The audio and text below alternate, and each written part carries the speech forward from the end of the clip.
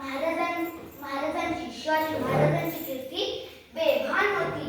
महाराजांची कीर्ती बेभान भल्या भल्यानं कुठला त्याला कोण खाली रेसेने दरबारी कुस्ती बेगम बडी बेगम म्हणजे आदिलशाह जयबर का. नजरेत तिच्या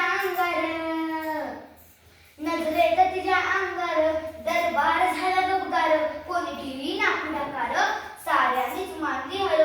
इतक्यात अचानक एक सरदार उठला, बोलला, हम लाएंगे शिवाजी को. आणि त्यानं विडा उचलला.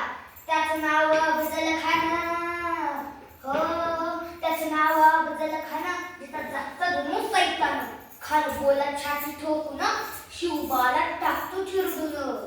कौतिक झालं दरबारचं. खान निघाला मोठ्या गुरमीत. त्याचं गोडदळ पायदळ. हो, त्याचं गोडदळ पायदळ.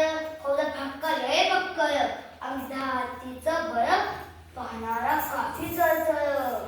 वाटेत भेटे जायची ठेचत खानाची सेना निघाली.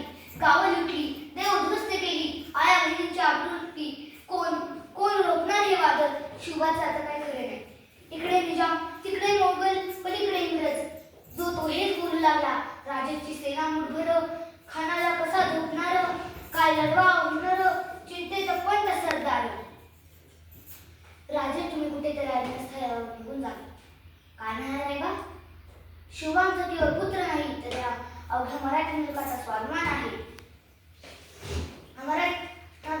ह्या मराठी मुलकाचा पुत्र कामाला 73 पण ध्याटभर कोण जाऊ मराठी मुलकाचा स्वाभिमान गमवता कामा नाही. अशा भागिनीचा तो छावा, अशा भागिनीचा तो छावा. गणी माला कसा ठेचावा, डोक्यात गणी निघावा. भीतीचा झाडला सांगावा. रताबडाव समोर भीतीचा सांगावा. खानाने हसत हसत कबूल केला. दिवस ठरल्याप्रमाणे प्रतापगडच्या पायथ्याशी खान. हो, प्रतापगडच्या पायथ्याशी खान आला बेगुमान. नाही त्याला जाण शिवाजी राजाची क्रांतीची. नाही त्याला जाण शिवाजी राजाची क्रांतीची.